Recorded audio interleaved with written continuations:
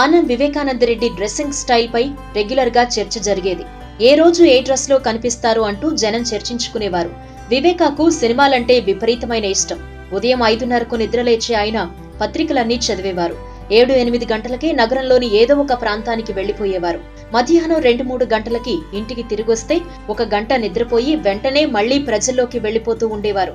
ప్రతిరోజు రాత్రి second show మాత్రం మిస్ అయ్యేవారు కాదు.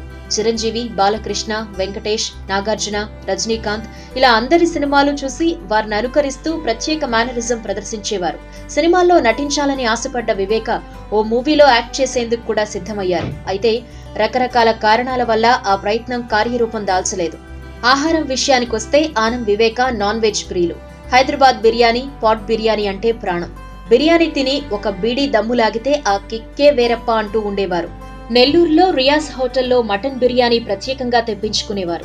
జనం మధ్య కూర్చుని సిగరెట్ దమ్ము లాగుతూ స్టైల్ గా రింగులు వదలడం ఆయనకు భలే సరదా.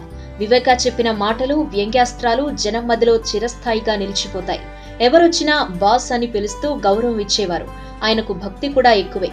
మూలాపేట శివాలయం, వేణుగోపాలస్వామి గుళ్లను నిత్యం సందర్శిస్తూ ఉండేవారు. శనివారం black colour point, white shirt ధరించి రాజరాజేశ్వరి దేవి ఆలయానికి, ఆదివారం నెల్లూరు గ్రామదేవత ఇరుకడలమ్మ ఆలయానికి వెళ్లేవారు. ఇతర మతాలని అమితంగా గౌరవించేవారు. తరచూ బారాషాహిద్ దర్గాని సందర్శించేవారు. గుడ్ ఫ్రైడే రోజు ఎక్కడున్నా నెల్లూరులో వాలిపోయేవారు. ఆ రోజు సిలువ మోసి భక్తిని చాటుకునేవారు.